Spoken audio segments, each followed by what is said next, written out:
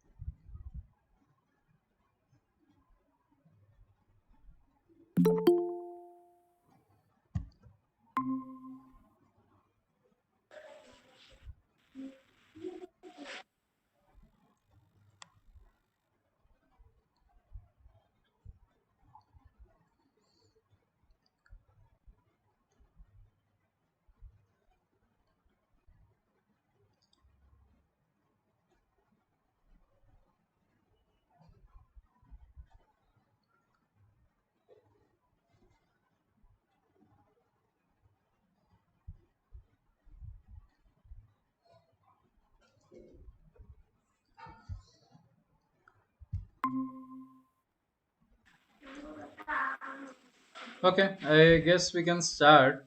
People will join as they join in. So, a brief recap. So, this series is called Sundays with Nima. That is hence the SWN. And this is the 20th episode. We began somewhere in May. And oh, no, sorry. We began somewhere in late March. So, almost April. Um, and since then, we have had 20 sessions on various topics from learning to languages to happy schools and so on.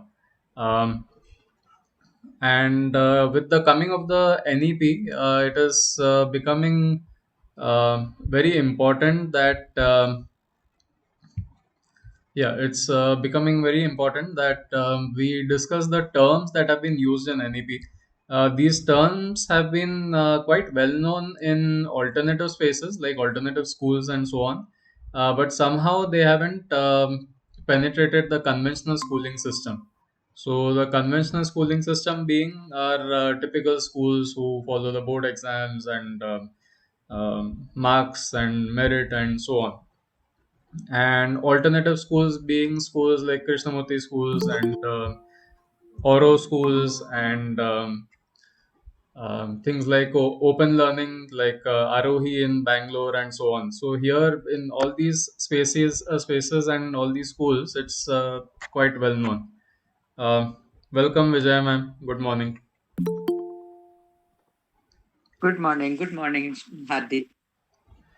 So yeah, this is the reason why we need to discuss experiential learning because it has been recently mentioned in the NEP, and now conventional schools will not be left with any choice, and they will have to explore these kind of terms. So experiential learning, experimental education, then inquiry based learning, and so on. So we'll be picking up these terms one by one. So the schools who are typically conventional, no doubt doing a great job, but still, conventional in the sense that they have been kind of stuck because of the board regulations and so on.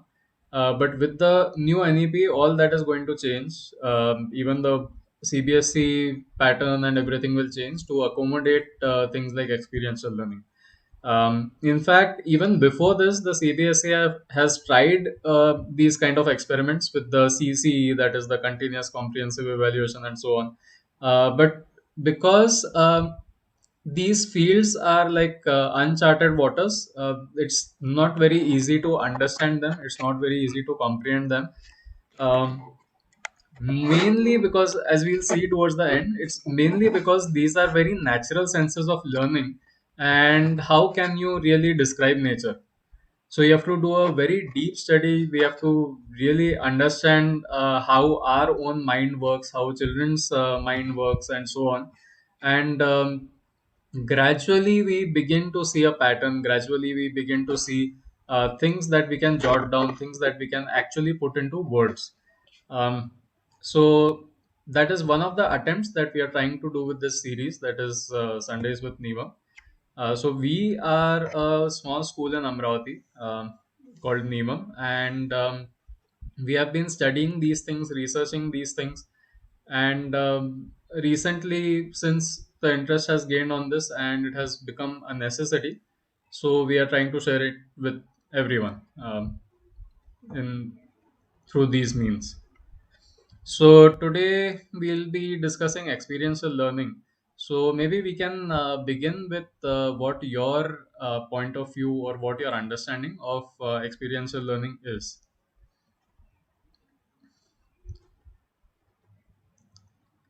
So you can voice out your opinions, or you can even put them in the chat box, whatever you find comfortable.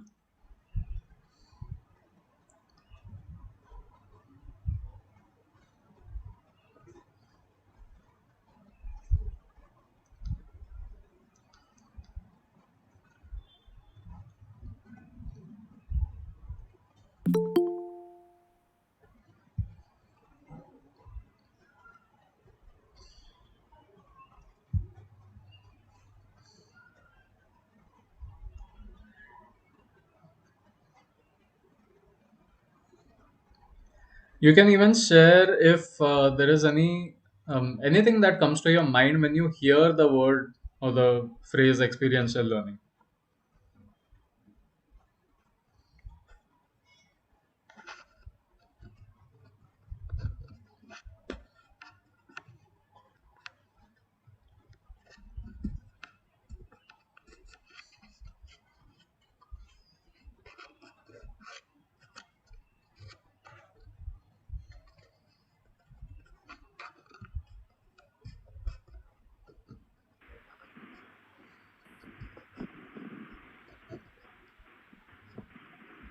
Yes, Shaili ma'am. Yeah. So this is more in contrast with what what we have all been suffering at textbook learning. So I think experiential is kind of the opposite of that, where you can actually see and feel rather than just read and be told about something. Like if you're teaching a child something, the word soft, then you can touch a few objects that are soft, spend time with them, and maybe even contrast hard with it. So you learn soft and hard like that experientially is kind of my understanding of it. And of course, deeper in different levels and, you know. Hmm. Thank you. Um, would anyone else like to add to that?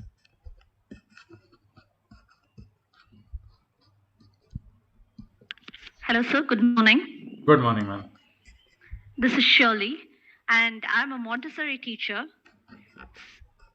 So, in a Montessori classroom, I feel like all the materials that we provide the children are hands on, where they work with the material, experiment the things, explore the material, and they find new means to solve the thing. So, is that what we are talking about? Right now, we are just exploring our understanding of it. So that question comes later. Okay. But thank you for sharing that. Do you have Thank you, anything else sir. to add to that? No, sir. Thank you. Okay. Yeah.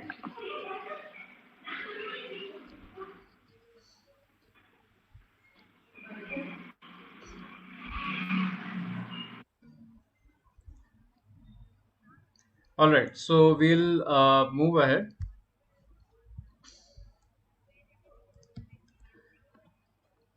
So yes, it does have a little bit of not little bit, quite a bit of activity and all that, and we'll come to why we talk about it in terms of activity usually. Um, so just going back to a few episodes. So when we were exploring learning, we had discussed about this process of education.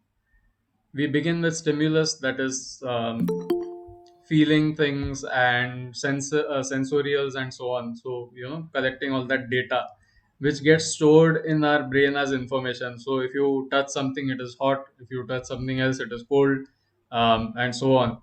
And then it becomes knowledge. So you have different pieces of information, like if you say orange, yellow, red, and hot. So then you know that these colors, if you see in nature, probably it is hot because the sun, the fire, and all these things, and hot metal, and so on. So all this becomes knowledge. So you have pieces of information that are networked together to form these sequences of knowledge. Then you have opportunities to apply these things. So you try to see it. Okay, this is orange. Let's see if it is hot. This is orange and it is hot. Let's see what it does to something else that is cold. So these kind of things. So we tend to apply these things and so on. And then there is assimilation. So again, the new data, stimulus, information that is coming in, it forms newer pieces of knowledge, and these also form network bridges with these applications and opportunities, and all this is assimilated. So, for example, if you have a piece of thermocol, you are trying to cut that piece of thermocol, but it is not getting cut. Now you know that hot things usually cut things easier because of experimentation. So then you can just take a knife, you can put it on a flame and then try to cut the thermocol, and it cuts like butter. So then all these things get assimilated to form various structures. So then this can be utilized in your day-to-day activities, it can be used in your art class and so on. So it becomes a part of who you are. Then there is transformation.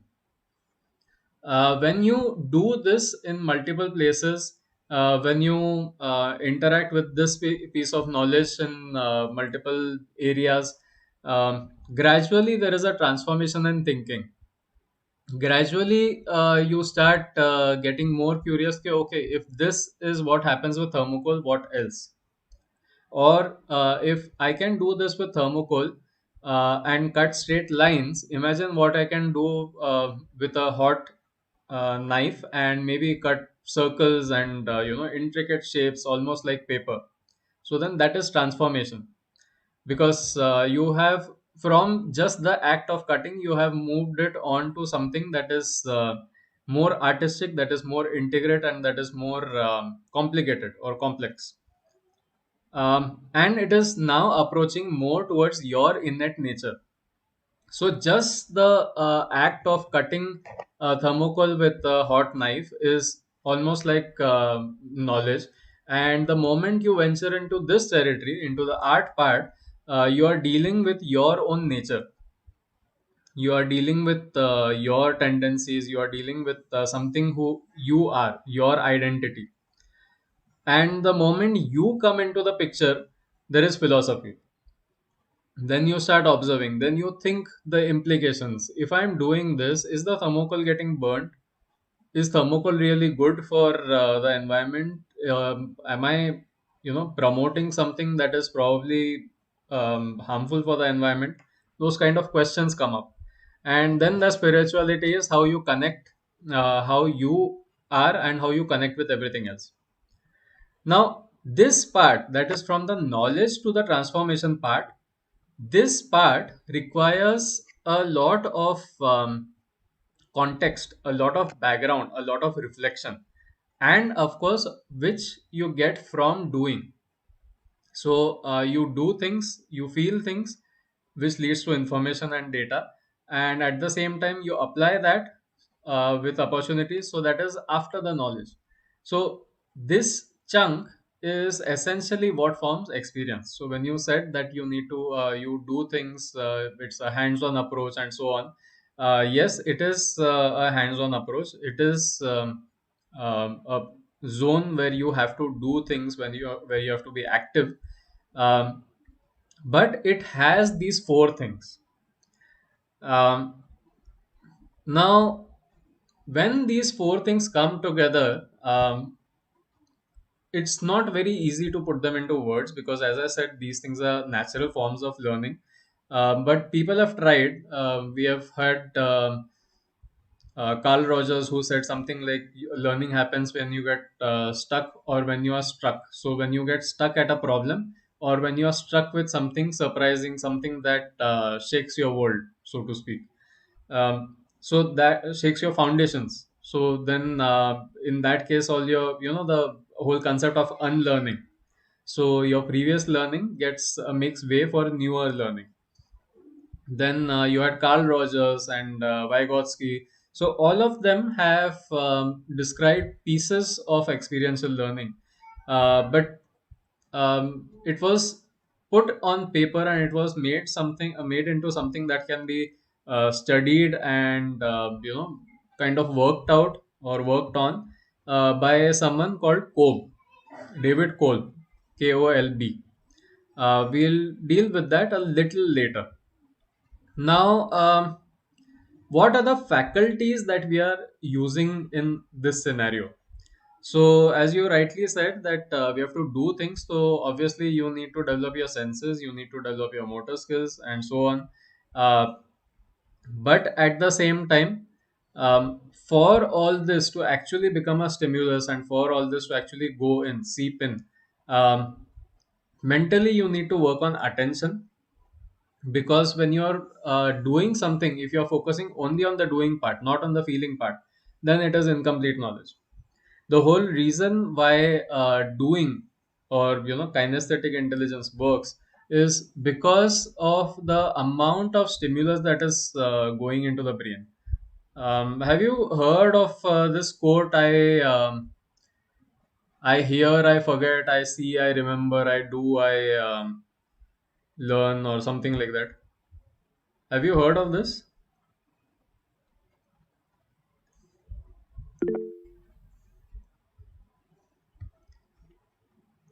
Yeah. So, sorry, I understand. Yeah, I think it is that. So, I hear, I forget, I see, I remember, and I do, I understand. So, the reason why this happens is because there is so much of stimulation going in. So, you feel things, you see things, you hear the sounds when you say shake a rattle or something like that. You hear the sound and you feel the vibrations on the handle. All these things are happening together, because of which that stimulus is going in, and then it becomes a learning, it becomes a deeper sense of learning, because now learning is not just happening through data and information, it is happening as a network. So the color of the object, the things inside the object, the feel of the object, and so on. So attention is needed because you need to focus on multiple things at the same time. Then at the same time, you need to have a sense of inquiry, you need to have a sense of curiosity. Um, what is this object? How does it feel? Is it heavy? Is it light? Should I pick it up? What happens if I pick it up? What happens if I bang it down? Things like that. If you notice, most children have an innate tendency to open up things. They will, for them, when they break it, it's not a destructive activity. The reason why they break it is because they want to see what is inside, what is going on, why is it working like this, why is it responding like this. So that curiosity is very important. So inquiry, then thinking and meditating. You need time to reflect, you need time to understand what happened. Even if you break it and say a pebble falls out of the rattle, you need to see that oh, this has happened, so probably the sound was because of the rattle, and so on. Um then empathizing and perspective. So this is the human side of it, the empathizing part. So if you break it and if you see that the parents become unhappy, the parents are maybe angry, or the expression of anger, and so on, you probably cry. At the same time, you realize that if I do this, they feel bad, and if they feel bad, I am feeling bad, so probably I should not do this. So this is empathizing. Now, perspective. if you think from the point of view of the rattle. So when you look at it from the point of view of the rattle, you realize that maybe it's not necessary to break it. Maybe you can twist it. Maybe you can open it up in a better way such that it can be reused. So I don't have to lose my toy, and at the same time, at the cost of finding out. Uh, So this is something that we had already discussed in a few of the previous sessions. And while I was going through it, I realized that this is directly related to the experiential part, as we'll see very soon.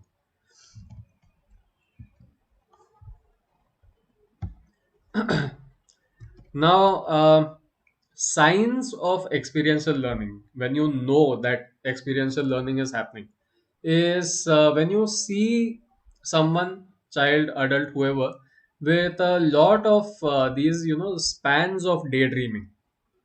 So they are just sitting in one place and they are reflecting, observing, thinking deep, whatever. You see as if nothing is happening, but then there is a lot happening inside. So, the daydreaming part. Then discovery. So, every time something new is seen, there is joy, there is happiness.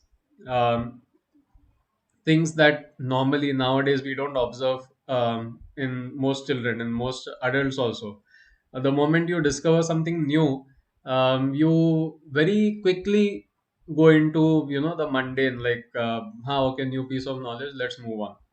So that is something really heartbreaking. If that has happened, that means now you are no more a child, you are an adult. So you have basically lost your curiosity, or you have sacrificed your curiosity for something that is probably not as important or not as impact making. So that curiosity is very necessary. That sense of discovery is very necessary.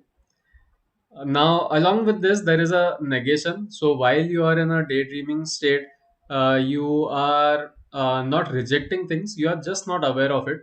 Your awareness is somewhere else.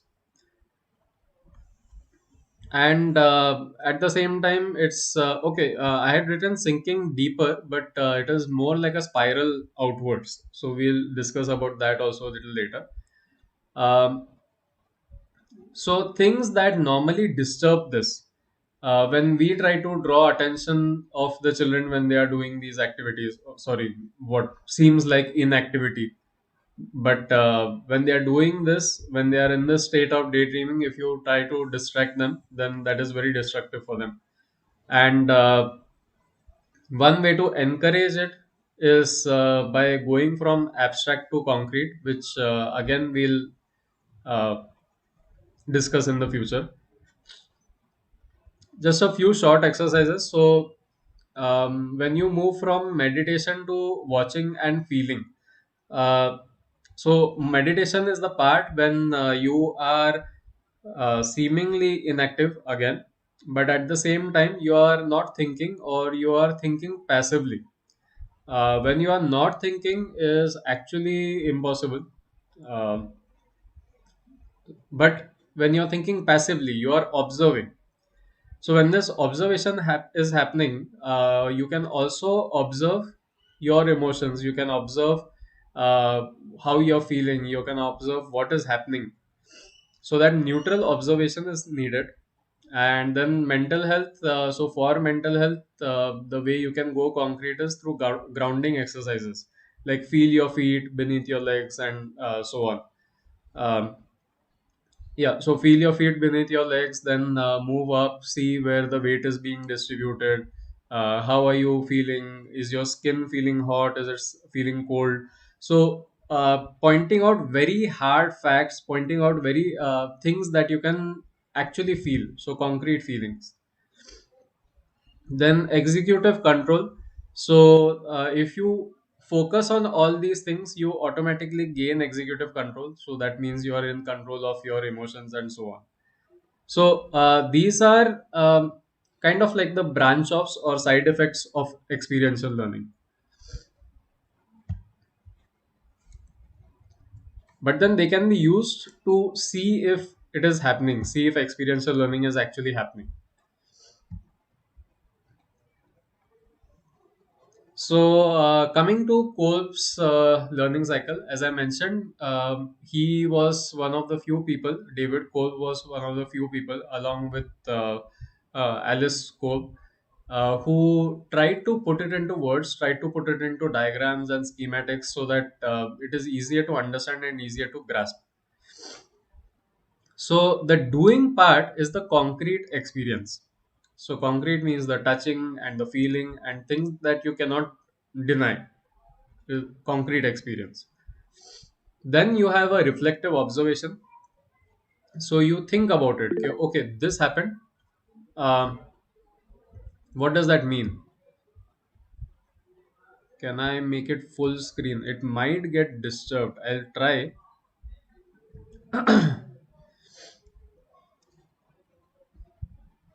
Yeah, it's getting disturbed. So I think it will get disconnected on Facebook. I'll try to make it bigger. Let's see if that happens.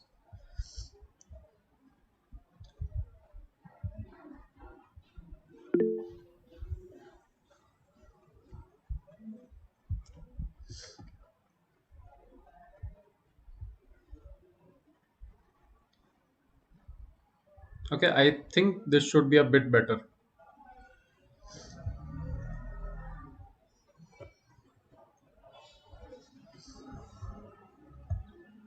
Okay. Uh, so coming to Kolb's model of the learning cycle or the experiential learning cycle. So he took pieces of what John Dewey gave. He took pieces of a little bit of Carl Rogers and so on, and he assembled it and he constructed this learning cycle where it is divided into four parts. One is the concrete experience, the reflective observation, the third is abstract conceptualization, and the fourth is active experimentation. And it's a learning cycle, so it's not an experience, it is a cycle. So concrete experience is something that you feel or you get a direct experience from, normally physically. Then you have a reflective observation as to you finding out why that happened. And then you have an abstract sorry, reflective observation is more like what happened, and abstract conceptualization is why it happened, and active experimentation is testing out that theory. So in abstract conceptualization, you form a concept. When you ask why, you form a concept of why it could have happened, and then in experimentation you test it out. Once you test it out, you go into concrete experience, or sometimes to test it out you have to do it through a concrete experience. So this is generally how the cycle works. And a few other details that he gives is, when you are having a concrete experience, it is an experience. Then when you are doing a reflective observation, also it is an experience. But when you're forming a theory, when you are forming a conjecture, or you are predicting something, that is grasping. So now you are making a concept out of it. Then you design an experiment. So you use that concept and you put it in a simulation. You put it in a created environment. For example, the again taking up the knife example, if you heat up a knife, you see that it goes red, and then whatever it touches, it either melts or burns or cuts easily, whatever. Reflective observation, why that happens. So you figure out that when you are cutting something and it cuts easily, it's actually melting it, and since it is melting it, it is easier to cut. Abstract conceptualization, so this is a concept that you're forming, a theory that you're forming, that if it cuts thermocol, it should probably cut anything else. Say fabric, it should be able to cut paper also. And then you experiment. You try cutting paper, you try cutting a cloth, but you see that in some cases like ice, butter, and all, it is working, but in cases of cloth and paper, it burns the paper or it burns the cloth. Cloth, it's somewhere in the middle, it cuts also, and at the same time it burns. So these kind of things happen through experimentation. So you record this, you note it down, and then based on that, there is you go for the next concrete experience. So like this, it is a cycle. Here, when you go from concrete experience to reflective observation, you are diverging. You are feeling, you are watching, and the reflection happens on the basis of what you have felt and what you have observed. Going from reflective observation to abstract conceptualization, you are assimilating. So whatever you have learned, whatever pieces of information you have gathered, you are now joining them together and forming a theory out of it. So it is thinking and watching. Then from abstract conceptualization, you go to active experimentation. In this process, now you are converging. So if doing creates this effect, and this effect could be because of this reason, what can I do more? So that is designing the experiment. So you are converging again, you are designing the thinking and the doing, you are designing the doing from the thinking. Then from active experimentation, you move to concrete experience by feeling and doing. So again, if you have to experiment, you have to be very observant. You are doing, no doubt, you are working on it, hands on, but you have to be very vigilant of the effects. Each and every tiny observation matters. So that is how the experimentation happens, and you gain more concrete experience. So the doing part actually happens between the experimentation and the experience, and the whole thing together is called the experiential learning cycle. So experiential learning cycle actually has four phases. This is obviously according to what Kolb suggested, and it does make a lot of sense, because if you think about it, uh, when you even use the word experience, are you really talking about the doing part, or are you talking about the feeling part?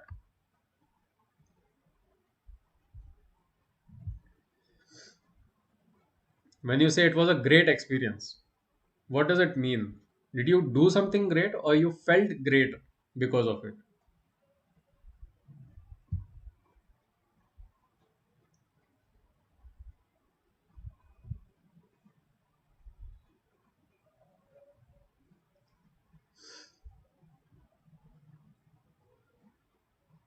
Yeah, so it's the feeling. You felt great because of it, and hence the experience. Yeah, all that mixed together. So that is why when we say experiential learning, we are not just talking about the doing or the hands-on part. A hands-on part is obviously a very big part of the concrete experience, but it's the whole process.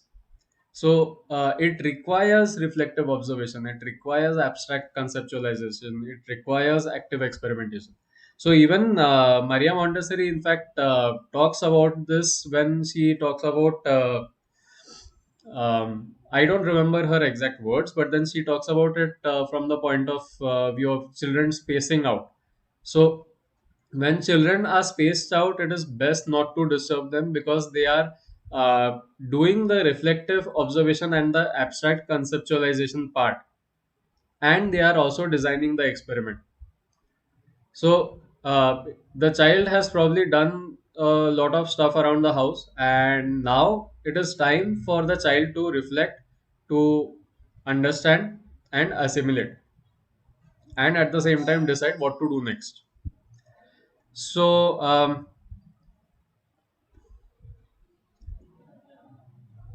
so this is what Kolb says. Learning is a process whereby knowledge is created through the transformation of experience. So um, every time you experience something, it has to give rise to some kind of a network, some kind of an interconnection, and hence form the knowledge out of it. And experience is the movement of all this together.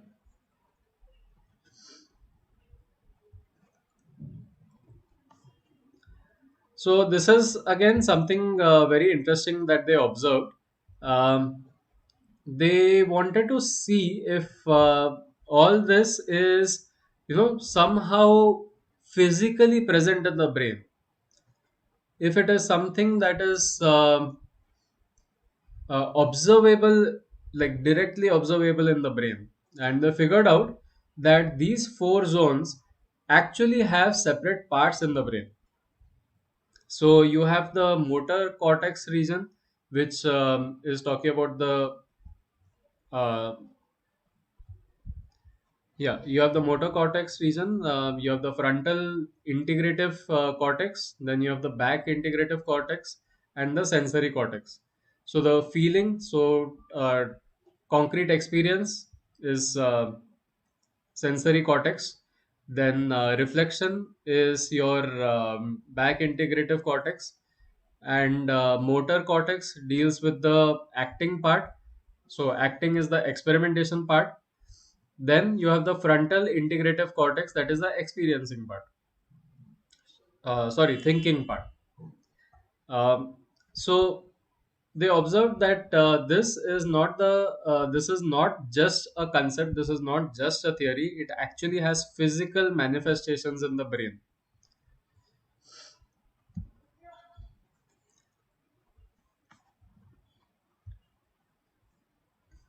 Now, according to Cope's theory, what are the six propositions?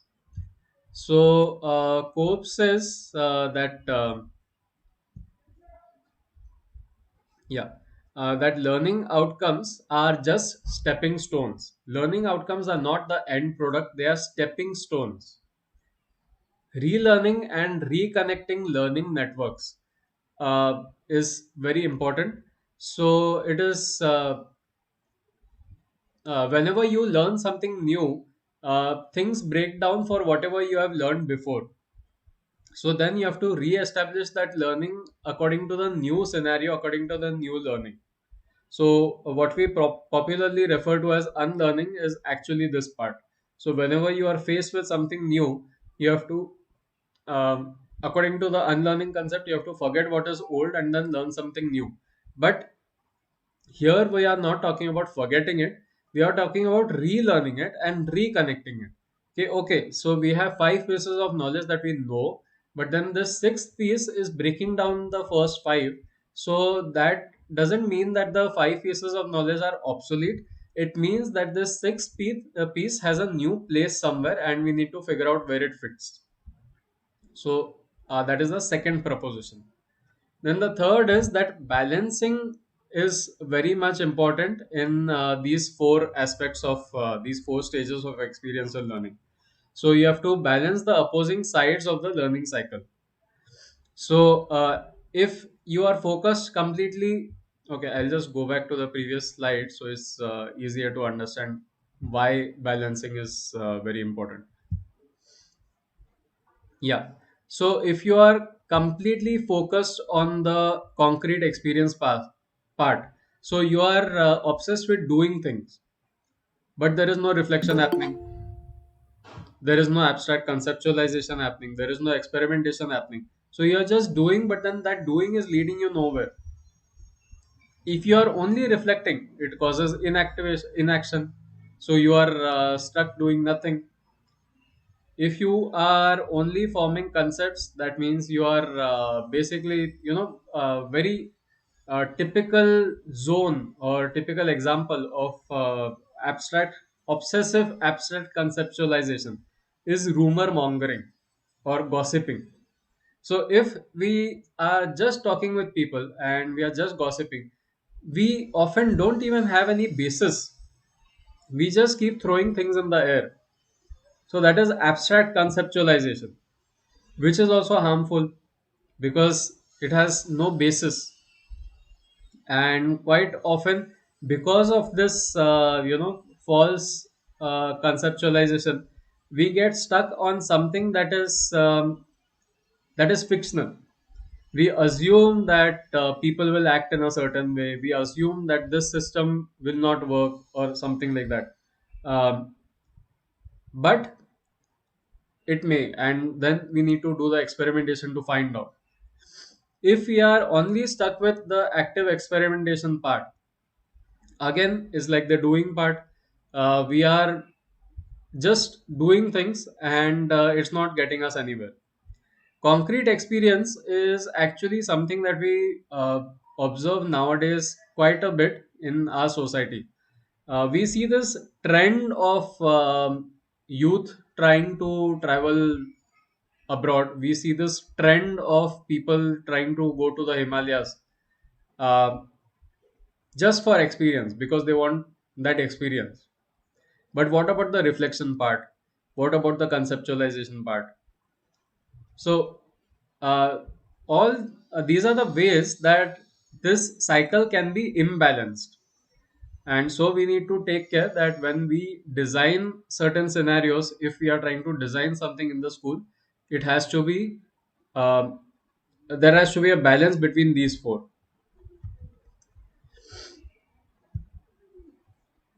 Now the next one is the perennial learning. So perennial learning means if you can see the spiral, every time you learn something and then experiment reach the experimentation part, the experimentation part has two chances. One, it can either lead you deeper into that knowledge. The spiral on the right hand side explains it pretty well.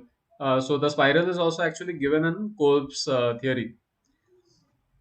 So, as you move along the spiral, at every experimentation part, you have two ways. You can either go deeper into your learning of that particular concept, or you can deviate towards whatever new things you have learned and then go deeper in that learning. So, you have parallel spirals. It's not just one spiral. And if you are stuck between so many spirals, then learning is inevitable. You will keep learning throughout your life. So experiential learning causes perennial learning. Then you have learner and environment interaction. So every time this kind of a learning happens, there is a transformation of both the learner as well as the environment. So for example, a very typical example is of flight.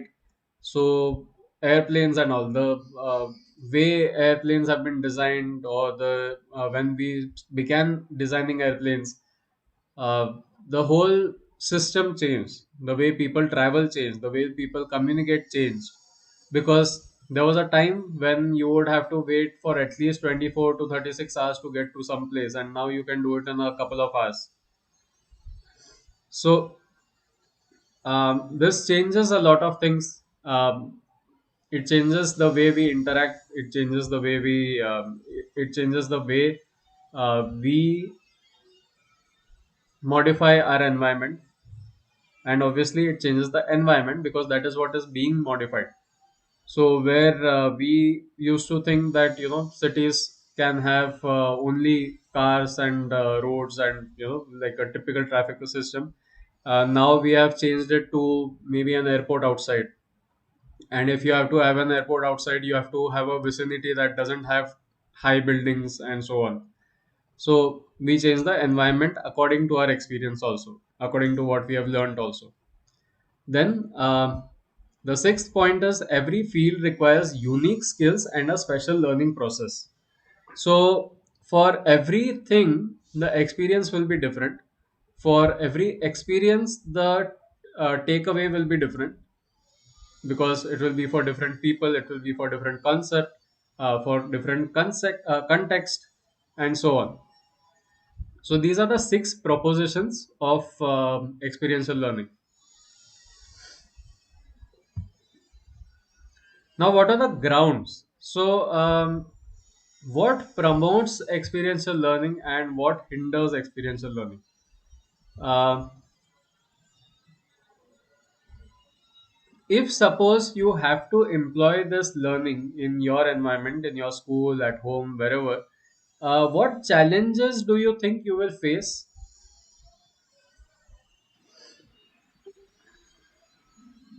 So, any challenges that you would face while implementing this?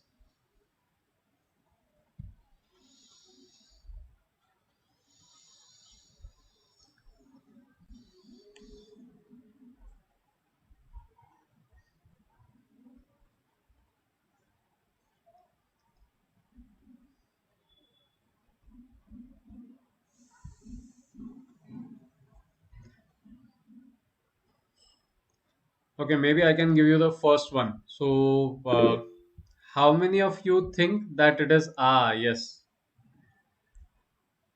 I was just about to say that. So, my first question would have been this: that is it really very clear that what you have to do if you want to implement experimental experiential learning? What do you need to do? Is the path clear? So yes, the curriculum. What will you do in this? Then the time constraint, because we have to cater to all those four zones. You cannot have an imbalance. Then age appropriate. So the experiential model that you design for an age, would it really suit that age? If they are in the same classes but they do not have the same kind of mindset. So again, as Montessori says about mixed age groups and so on, um, it's very highly probable or that the people in your class uh, are not of the same intellectual or not of the same emotional and maturity level. So yes, it has to match the mindset of the teacher also. So much of again uncharted waters. Then yes, once again, if you take this up, how will you complete the syllabus? So um, so now, just to show or just to help, get on this path or at least get thinking, uh, things that support experiential learning, things that make it faster, things that make it deeper, things that um, okay, resources availability. We'll come to how that can be tackled. In fact, that is the first point. So in the promoters, if you see, less is more. If you have less resources, there is a higher chance of experiential learning. So I will maybe here give an example of an experience that I had when I went to a place called DLRC, which is in Pune. So I asked them about how the learning here is different from outside. And the person who was showing us around the campus gave us an example that here, if a child wants to see whether a piece of oil, a drop of oil travels faster or a drop of water travels faster on wood, they have to design the experiment for it. So, first, the question: when did that question arrive? Why did that question arrive? And then, after that, trying to design your own experiment, trying to make that experiment out of waste or scrap material and so on, and ultimately, yeah, waste, scrap material, or any of the resources that are available around, basically. And then basically, you have to, if you have to get that outcome, you would rather look for or build a system that is that outcome based or that experiment based. So you won't have a colorful ramp where you place bottled oil and bottled water that you get in a kit like in a STEM kit, and then you have a dropper that is also trademark according to the STEM kit that you have purchased. You don't do all that. You just take a drop of oil, any oil that you can find, cooking oil, vegetable oil, whichever oil, and then you take a plank of wood, you support it in a certain way that it forms a ramp, and then you make a pencil mark on top of it, on top of the wood, place the two drops, and then just let it roll. So it's that easy. But when we think about it, we feel that we'll require kits for it. We feel that we require trainings for it. We require so many other things. But then, if you let the children decide how they want to carry it forward, it changes things. It completely changes the way how you think.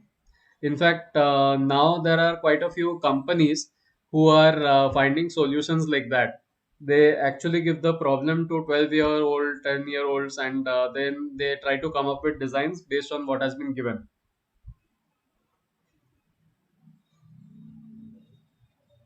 So, yeah, less is more. Then you have near to far. So, whatever context the child already has, excuse me,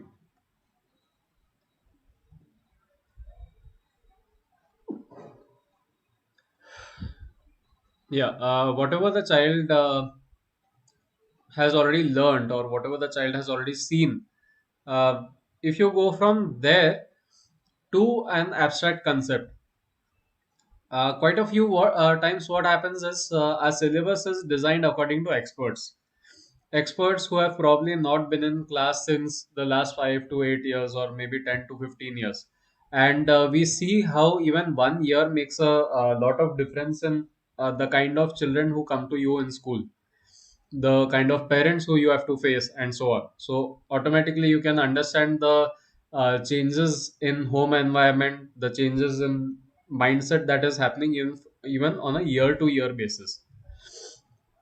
So in that kind of diversity, how can you have a concrete syllabus that doesn't change? So it is very necessary to understand where the children are coming from, what they have understood, what they need to understand. Sorry, uh, what they need to learn.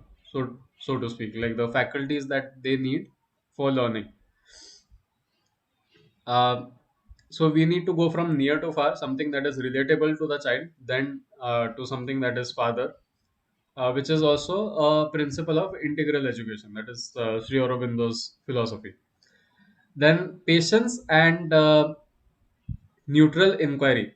So through this entire process, you need to be very patient, and you need to inquire in a very neutral manner, not like this is wrong. Why did you do this? But or when the child is trying to respond, saying that this is the incorrect answer, or giving out the correct answer, uh, wait for it, let the child learn, and let the child learn by himself or herself. Let the curiosity drive that learning. Now this part is also like a muscle. So initially it will take a lot of time, and yeah, initially it will take a lot of time, because you will have to explain a lot of things, or be there for the questions. More than explain, you just have to be there for the questions. But gradually the child learns to find out. The reason why initially it takes time is because the initial period of growth, the initial period of development, is when the child is just trying to ask what is this, what is this, what is this, just trying to learn the names, just trying to learn the terminologies, the concept, and so on. And gradually, the child learns to experiment. gradually the child learns to learn by himself or herself. So we need time for the child to get from point A to point B. From point A being where the child needs direct information and knowledge, things like the names of things and so on, to the stage where the child can experiment, can learn, can explore by himself or herself. And once you reach that stage, then it becomes spontaneous. Then you don't have to interfere too much. In fact, it is better if you do not interfere in most places, and give enough time for percolation and processing beyond the classroom. Because quite a few times, most of the times this happens if a child is stuck with a problem. Even we do this. If we are stuck with a problem, then we don't think about it only around the problem. We think about it the whole day. It can be even something as small as not remembering a song that is going on in your head. It nags you the whole day. You cannot get rid of that song till the time you find out what is the name of that song, till the time you recollect what is the name of that song.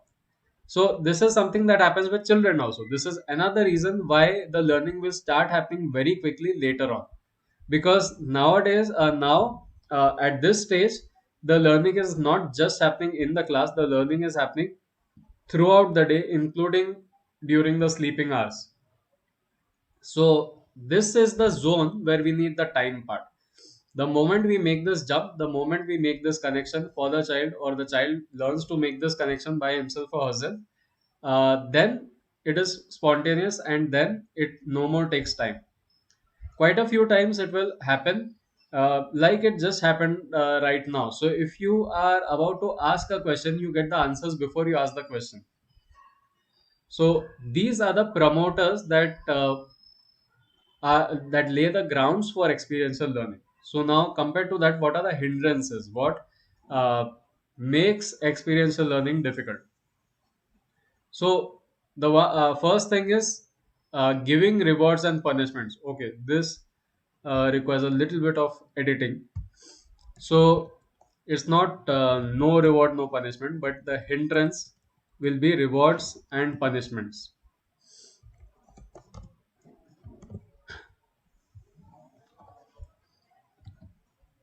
Yeah. So giving rewards or punishing a child is the biggest hurdle you can place on the track of experiential learning. The moment you, because yeah, the reason is the spiral, right? When you reach the experimentation part, the thing that drives the child forward is the joy of discovering something new, the joy of testing out that hypothesis. But if you design a reward for it, then you have put a full stop there. Then now the learning is not going to happen naturally anymore. Now it is going to be reward based. We have an internal reward system. It's called dopamine. It's called the other EDS, or the happiness chemicals. Why do we want to give an artificial reward that is artificial? That is not, that the child is not going to get later on in life, and then the child will actually suffer a trauma, like a nervous breakdown, because they find out that the rewards were there only till a certain age. And now at that older age, the children don't know how to deal with that lack of reward, or being driven without punishment. So we want the children to go towards something. We don't want them running away from other things, and towards something that the child wants to do, not an artificial trophy. So rewards and punishments are the biggest hurdle that you can place in the process of experiential learning. Then activities, we like to use this word a lot, activity based learning.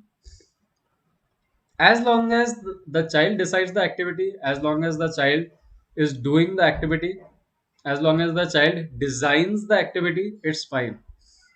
But the moment you give them activity kits, the moment you give them set toys, constructed toys, manufactured toys, That is again a very big hurdle in the process of experiential learning, because you have done half the work. Now the child will have too many questions to actually sit down and solve them. If you give a child a toy car, then once the child will try to understand how the tires work, the child will try to understand what is the part on top of it, why do you need so many things, just give me a wheel, I can play with the wheel. The child will understand कि, okay, this is a small car, that is a big car, things like that. All these things the child will learn. But then at the same time, where the problem happens is the child will not try to figure out by himself or herself why is the car shaped like that, who has made this toy, where has this toy come from, is this toy good for the environment, I like animals, I like plants, but is this toy something that supports that environment, or is it something that is going to destroy that environment? The child will reach an age where he or she is so obsessed with toys now that they don't they know that something is bad, but they cannot do anything about it. For example, fireworks, right? Bursting crackers during Diwali, we know that it is harmful. We know that that money goes into a business that is harmful to society, because it still now till now, like even now, it has a lot of child labor, illegal child labor, but you know we are funding it, so they don't care. But since it creates an experience which is so much towards the concrete experience part, and completely imbalanced from the other three structures or the other three phases, that um, children, even after learning the other three, that learning is very tiny compared to this overstimulated reward. So these activities, these set activities, are very degrading to experiential learning. And since it happens because of overstimulation of the concrete experience, the learning seems to happen quicker. It's very simple, right? Like if you very quickly move your hand towards a fly, the fly runs away, because the fly has learned from instinct that if something that big comes towards me, I'll die. So that is overstimulation, like the most extreme stimulation that you can find. So it has been ingrained in the brain, so it becomes almost an instinct. It is too hard to control. So the learning has happened. If you want to burst a cracker, light it and run away. The learning has happened. But then, has the learning happened to the depth it could have happened? So learning is quicker, but it is extremely shallow.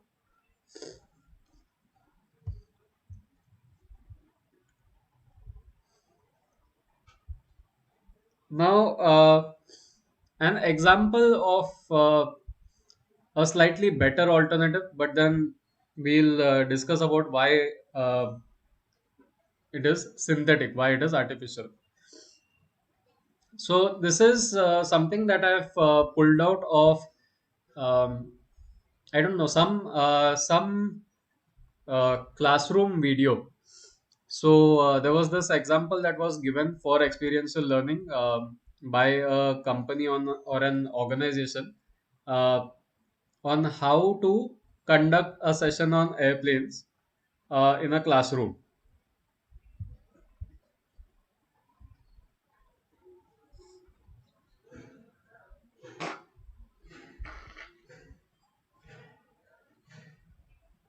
So yeah, so the topic is airplanes, and the starter activity is they roam around the class, they feel the air, they feel they basically move around. So, what is it to feel, to kind of energize them and then get focused in the class and so on. So, that is a starter activity. Then there is an activity where they are personifying flying objects. So, if you were an airplane, how would you fly? So that is again physical, and it kind of puts you in the form of an airplane. Then classification of flying objects. So you analyze different kinds of flying objects, and then you observe how they fly. So in the class they were given paper, they were given various things, and they had to see which one flies. They had to talk about which one flies and which one doesn't, and then test out that hypothesis. Um so you had leaves, you had paper, you had books, you had lots of other things like frisbees and so on. Then research and application. So here they had to make a presentation, they had to design a presentation of everything that they have learned, and they were given rubrics to self evaluate. We had already discussed rubrics in one of the previous sessions. Then modifying paper planes. So you make a paper plane, you modify it, and then you analyze the changes. Then understanding the force in theory and in application.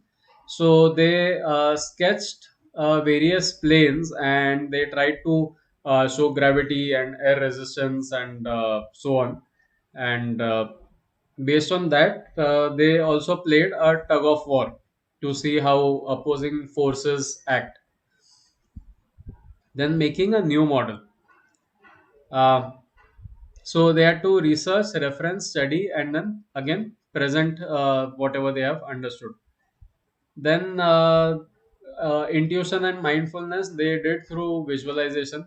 So they sat down quietly, they meditated on the idea of an airplane, and what it would look like, and how it would be, and all the forces and so on.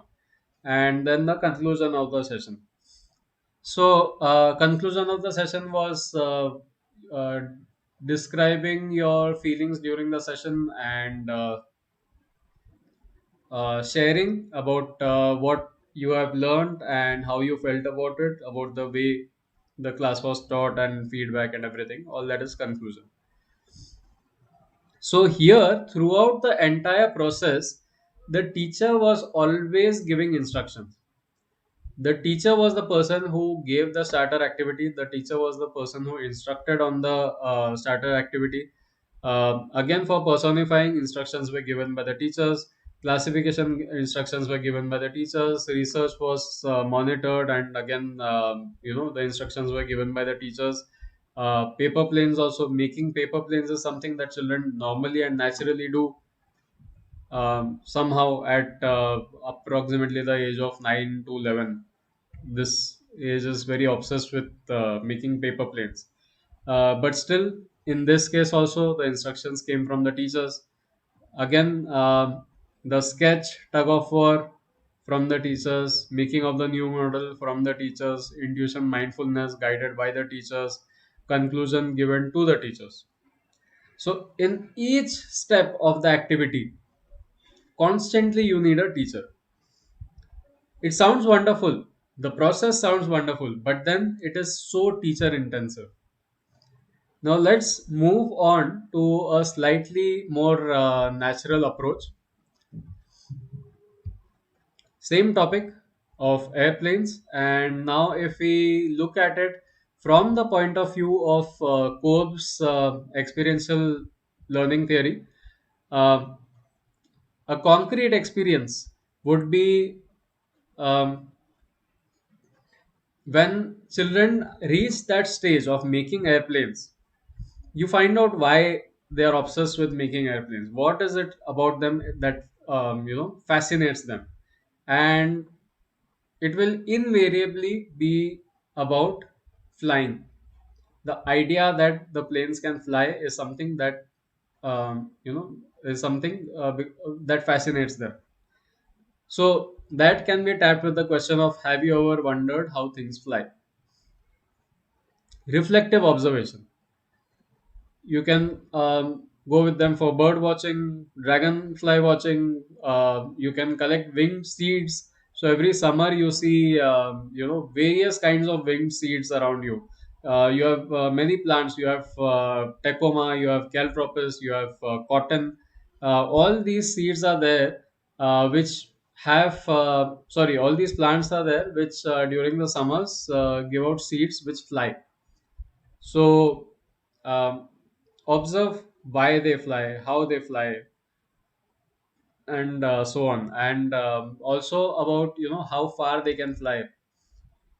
See if the wind direction of a particular, when you see a caltropis plant, and if the wind is pushing the seeds to a particular direction, see how far in that same line you can see caltropis trees or plants. Then you can see how much the seeds travel. You can find one caltropis plant here, see which directions the wind blows during the summer, and then try to walk in that direction, see if there is a caltropis plant there. Walk in a farther direction, see if there is a caltropis plant there. So that becomes your starter activity, that becomes your physical activity. Abstract conceptualization. Notice the effect of gravity and the effect of air resistance on various objects. Drop a paper, drop a pen, drop various things and see what happens. Drop a ball, drop a ball that is heavy and small. Drop one that is big and like an air filled. The toy light basketballs that you get, not the proper basketballs, but they are more like a balloon. So drop that and see. So that brings about a lot of abstract conceptualization. Why did that happen? Why did that happen? Why did that not happen? Then you have active experimentation. Whatever you have learned from all these things, whatever you have observed before, you work on it, and you design newer experiments. What if I take a piece of rock and I paste it on that light ball? Will it drop faster? So all these things. And the best part about a child-centered, organic, natural approach, not natural, sorry, organic approach, um, is that you can enter the cycle from any zone. You can enter from the concrete experience part, you can enter from the reflective observation, you can enter from abstract conceptualization, or from active experimentation. And all of this can be done with one simple question, that is, have you ever wondered how things fly? The children can develop a project on it. Once again, the children can develop a project on it. The teacher doesn't have to be actively involved throughout the process. And then all that you need to do is write the spiral. So if you remember this diagram, you have already entered the cycle from any one of these four zones. All you have to do is write the spiral. Wherever the children need help, they come asking for help. Yes, you can ask the right kind of questions. You can assist their learning, but you don't have to be the center focus of that learning. So, do you think this will lead to more work for the teacher or less work for the teacher?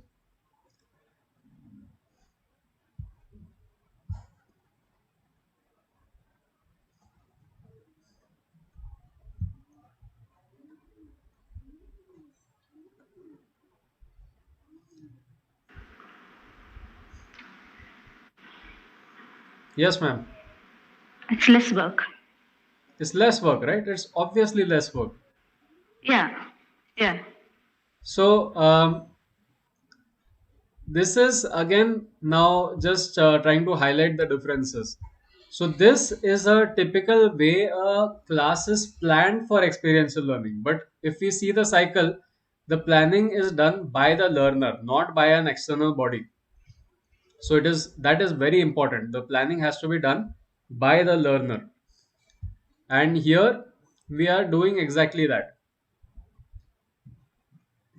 So most of the STEM kits, most of the the agencies that try to conduct learning, and a lot of if you remember even how the topic came up of why I picked up experiential learning. So in the last session, Jaya ma'am said that maybe if we can take these topics up one by one, um, it will help because a lot of people misunderstand experiential learning. Uh, we'll discuss about why the misunderstanding happens a bit more, but then this is one of the reasons, because the idea is not very clear on what is experiential learning. And because of this, the companies who design these experiments, the companies who design these courses, uh, are minting money. And with the coming of the new NEP, this minting money thing will happen even more. So uh, so yes, moving on.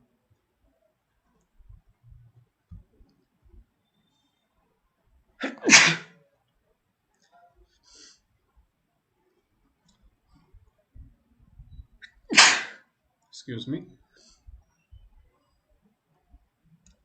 So a few more differences between these two. As we just discussed, the first one is more intensive. That is, the synthetic approach or the doing approach is more intensive. The child centered or organic approach is guide by the side. So you don't have to do much, you have to be there. You just have to be present there. Then the first one is curriculum centered, it is not child centered. No matter what labels people put, it is not child centered. Are visible thinking, independent learning, experiential learning all the same? Okay. Uh,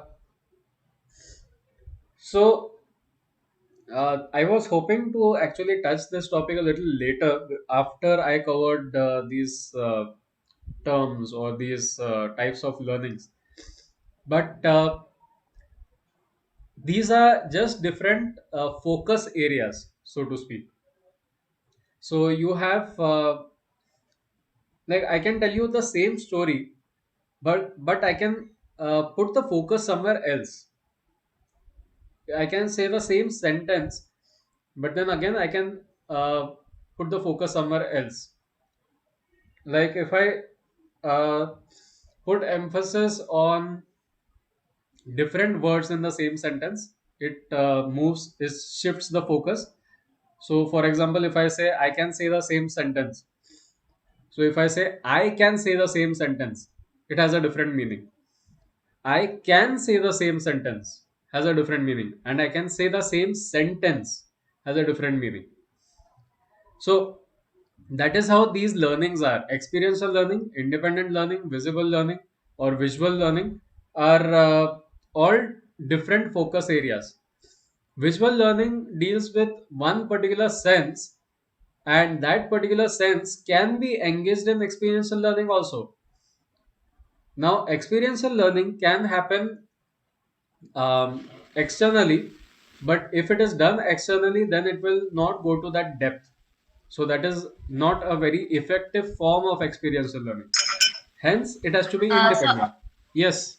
sorry to disturb you, sir.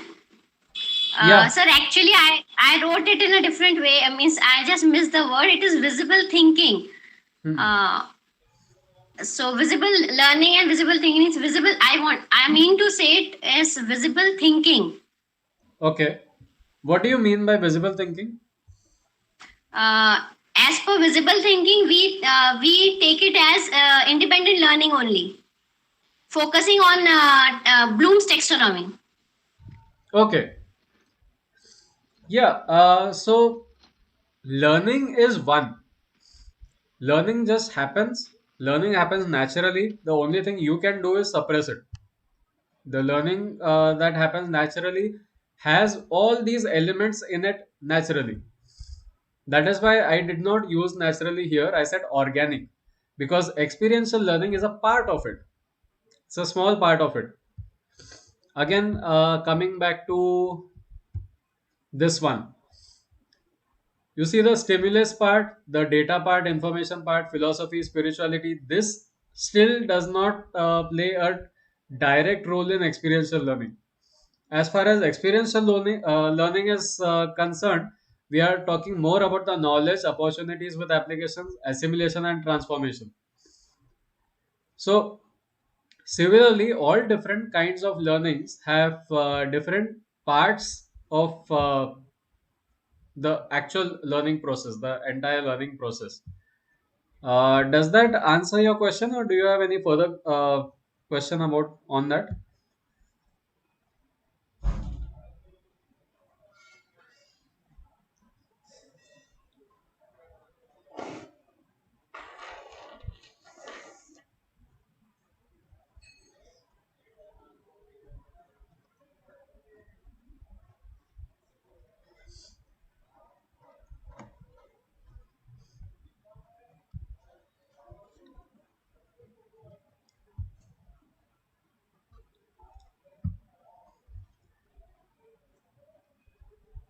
So, okay, so we'll continue on this.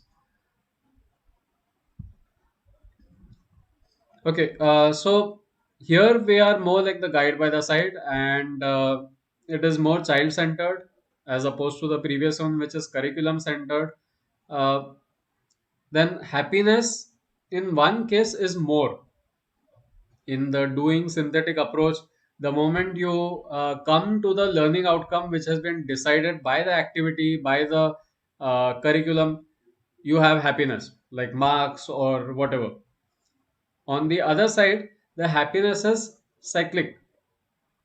So every time you are faced with a problem, you're not happy, you are focused and you are driven, sometimes even angry, but you want to solve the problem. Then when you solve the problem, there is happiness. But when you solve the problem, you notice something new which you cannot make sense of. So again, you are confused. Again, you want to find out something. So the happiness is cyclic. It doesn't matter. It's irrelevant.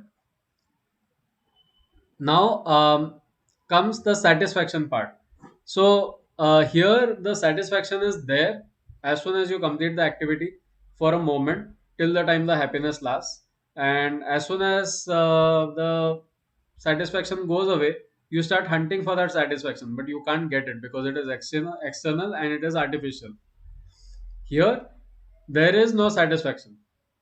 You are never satisfied. You always want to learn, you always want to move ahead, you always want to find out more, find out go dig deeper, and so on.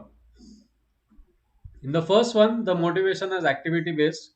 According to the curriculum, according to the the designed uh, activity, you have the following points that you need to complete. So tuck tuck tuck, you complete these points, and then the moment you finish those points, you are done. Then the motivation is gone. In the other one, the motivation is self driven. You have a lot of curiosity. You want to solve problems. When you solve a problem, you are happy that you solved it. You get to know more things in the process. And the more you know, the more you want to find out. So the motivation is again continuous. Here, the impact is short term. In child centered approach, the impact is long term, it is forever. Whatever you learn in a child centered, in an organic approach, will last with you till the end of time.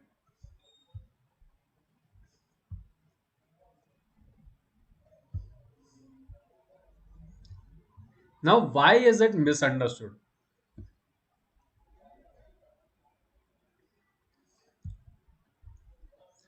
Why is it that quite a few times we, when we look at experiential learning, we don't really understand the core concept of it, or we are not able to implement it the way it is.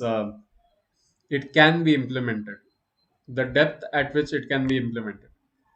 So that is the experience, the meaning of the words, experience and experiment.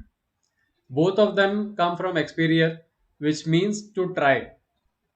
The moment you say to try, it means to do something, to try out something, to figure it out. So that is one reason why this confusion happens. Um, the next is the confusion between learning, memorizing, and education. Even in schools, we'll say learn by heart, but memorizing has no heart in it. It is learning without heart, so to speak. So And even in that case, there is no learning happening, it is memorizing that is happening. So, this confusion between learning, memorizing, and education, this is another reason why experiential learning is misunderstood.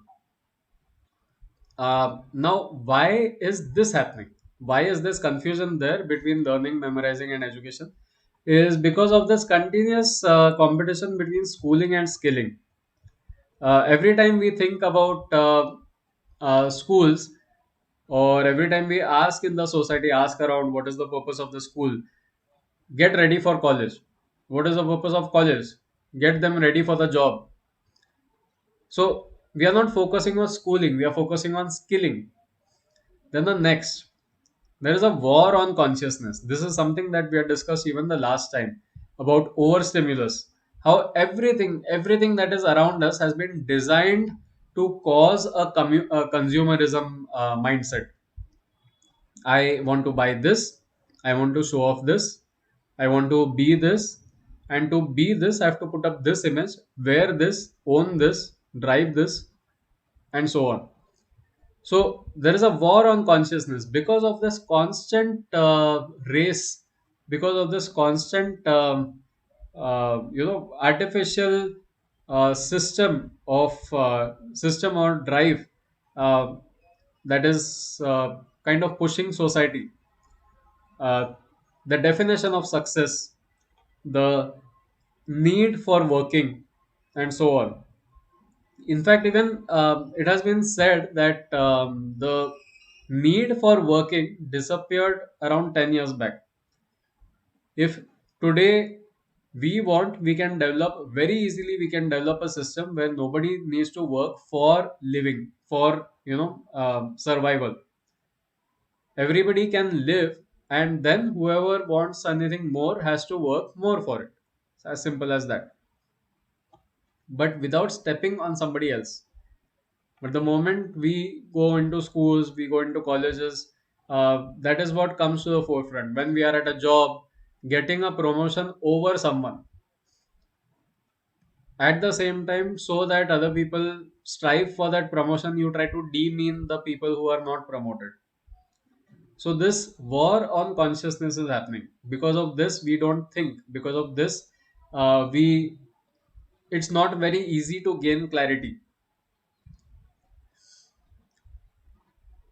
And then we have our inertia and biases. This is another thing that drives this war on consciousness. That is, because of a system that has um, been in place since so many years, because of a system that is slow and in a crisis mode. It is crumbling, but it is not crumbling fast enough. We all are pushing and trying hard to keep that system up. It is a failing system, it is a system that has already failed, but we are insecure. We do not know what lies ahead because we have been running in the rat race for so long, that we are ourselves supporting that system and we are trying to keep it there. So these are various things that are affecting this. Now, if you want to see people who are on the extreme side of experiential learning, you have Stephen Hawking, a man who could move just one finger, and with his one finger, he has written books.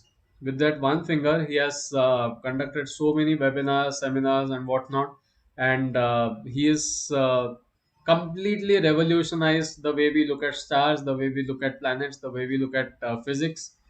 And he passed away very recently, but he left back a legacy that scientists, highest level of scientists, are still unraveling, because all that experience was in here.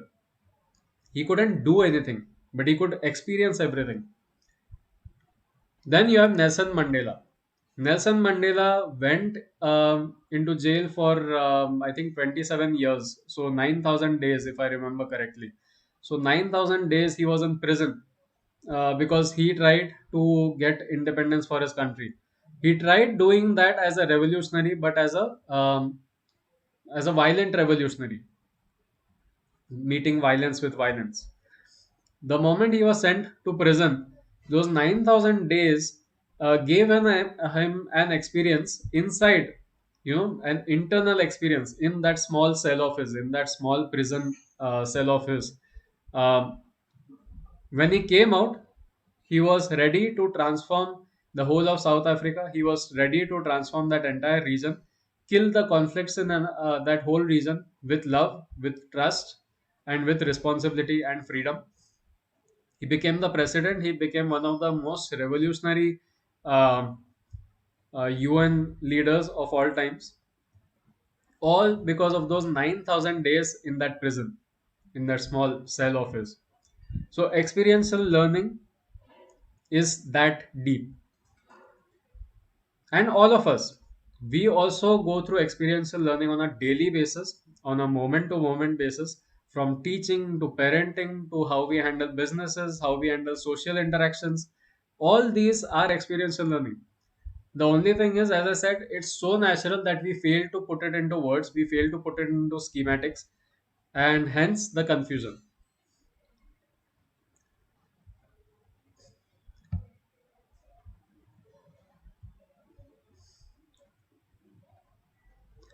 So now, in children, um, or in people who, like, if they need some kind of a, little bit of a nudging, little bit of a, little bit of help to get into the zone of experiential learning, how can we promote that? So one example is training the faculties uh, through attention. So you bring the attention of, or rather you uh, get the children aware of their attention span, of their attention zone, and help them develop it. So passive focus is when you are focusing on something passively. Uh, you are doing something else, but at the same time listening to everything that is happening around you. So this is one form of attention. Then recognizing patterns. So you have a few things happening in sequence. So then you realize, okay, okay, this is a pattern, that is a pattern, and the way people behave, the way people work, the way things work, systems work, all these are patterns. Then about internal patterns, how our mind works, so our conditioning, our systems, understanding them through various social contexts, various like through different examples. Like there was one very good quote that somebody had put up about Hitler. Like, if you don't want another Hitler popping up, you don't have to talk about that age or that era or that time. Uh, as if it is taboo, as if it is something that not to be spoken about, but you rather talk about it as something that needs to be learned, that needs to be understood as to why it happened. If you figure out the why, then it is very easy to not be pulled in that direction because that awareness is there. So that is systems and conditioning. Then interconnections, interrelations. So interdisciplinary is a word that people use very often nowadays.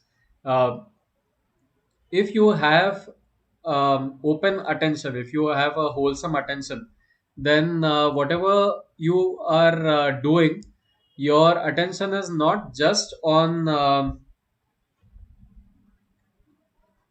your attention is not just on the activity that you are doing. The attention is on everything that is happening around. So if suppose, even if you are doing an experiment in, say, chemistry, if what you have to do is basically burn something, sorry, not burn, boil something and then take it out. So while boiling, if you notice that the color of the liquid has changed, if you notice that a different kind of a smell is coming, if you notice that the bubbling is happening in a weird way, um, there's a different kind of gas coming out of it. So you are not noticing just the boiling part. You were asked to just boil the tube and keep it somewhere, or maybe put it in water or whatever like that. But your observations are happening on multiple levels. So all these observations need to be respected, they need to be considered, and they need to be recorded, they need to be valued. So these are very simple ways how we can promote attention. Then acceptance, um, the importance of hearing, the importance of silence. This is one example of gaining attention, not gaining, promoting attention. Then looking at things as a wide angle lens. So in a wide angle lens, you see everything in your sight. So being able to see the dynamics of it. In this picture, if you can see, there are buildings being constructed in the background. You can see a dhobi ghat here. You can see a slum-like area behind it, and so on. So being able to see that as a system, that there are some people who have such high-rise buildings, and there are some people who are living in a place like this. Uh, and seeing it as one society, the contrast of it. Um, Not putting labels on it that these people are filthy, those people are sophisticated, or those people are rich, and these people are human. Previous slide. Okay, I'll just finish this and go back to that if that is fine with you.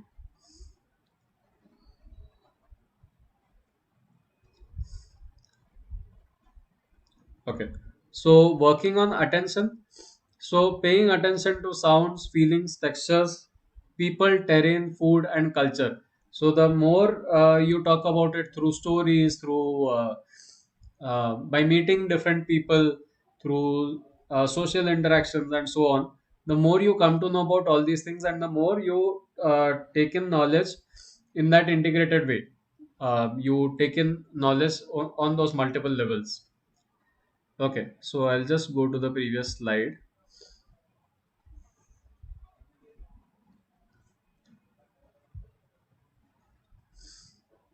Yeah, you have a question?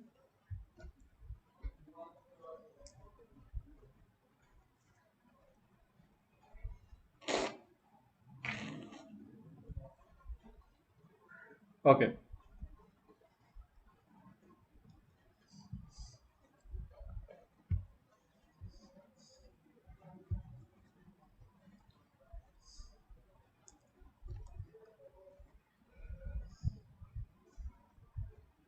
so this is another way how you can,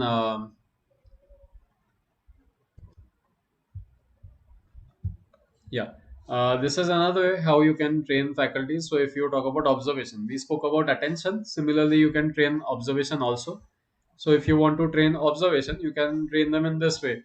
So observing neutrality, seeing whether you are biased towards any particular opinion, towards any particular side, whether you use the words good, bad, nice, not nice, and things like that.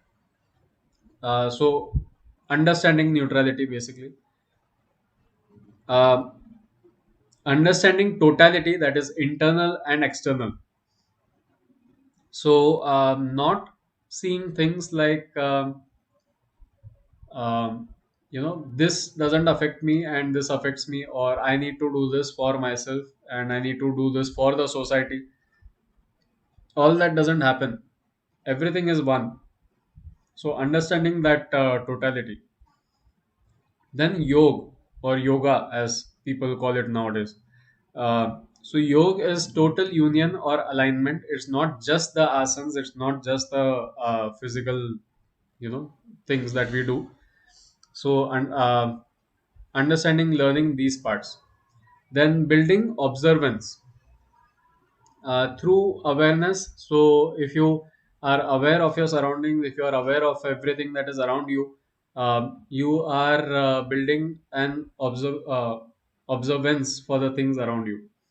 Then recognizing conditionings, so that is the internal observation. And sunsets, so if you go and observe the sunset for 15-20 minutes, like till the time the sunset happens, it brings on a kind of a quiet, but it's an active quiet. You are observing everything at the same time. So this is also something that can help develop observation.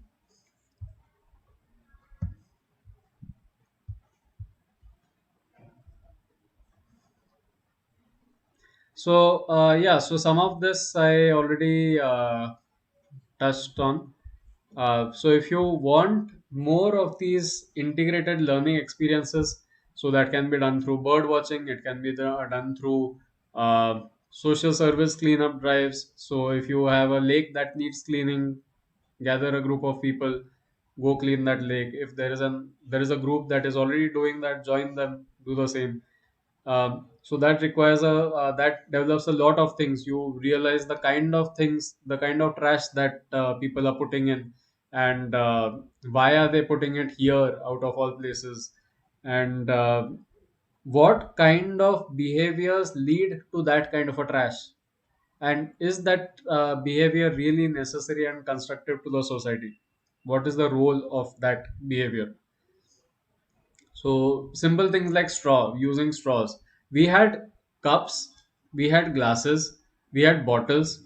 So where did straws come in, and why do we really need straws?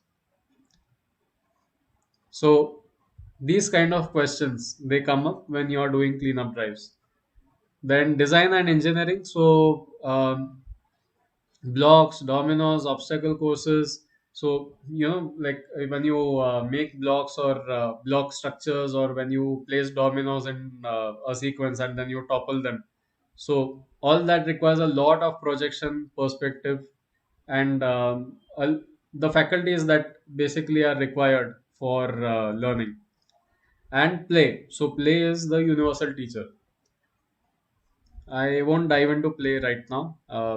Maybe we can do that in detail some other day. Now, micro habits of experiential learning. So, no learning is complete until unless there is a takeaway from it. Like internal is very good, is very necessary, but an external takeaway helps. So, writing a journal is one way. Um, Developing a schedule is another way. So developing a schedule requires a series of experimentation, and you have continuous concrete experiences, and at the same time you need to do a lot of reflection. So planning of the day, and then that is experiment, and then writing it down, thinking about the day, then forming the concepts. This failed, I couldn't do this activity, why? So scheduling requires a lot of experiential learning. So this will develop those faculties again. Then acclimatization to society, to conditions, to lifestyle. So going to camps, going to places where you have to live in a different way. Like for example, if you live in a village for a week, or if you live at a farm for a week, or in the forest area for a week, and so on. So, what does it look like? For children who are living in the village, it's the opposite. Live in the city for a week. Find out what the city looks like. Then, referencing and self learning. So, referencing and self learning will help children break through those biases that we spoke about. Um and they will be able to spot fake news. Or you can take it the other way around. You can have a class, you can have a session on spotting fake news. Like, what, how do you recognize that this news is fake, or this news is incendiary, that is, it aggravates some feelings inside you unnecessarily. Then mind maps, building mind maps. Human libraries is a very good concept. Bombay also, you have quite a few human libraries where you can meet people, discuss their travel experiences, and so on. And quiet time and reflection. This is very important to integrate all the uh, experiential learning that is there. Okay, I'm sorry about this, but I actually don't remember why I wrote this. All for one and one for all.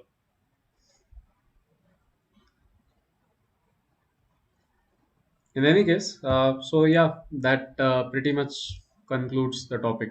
Thank you.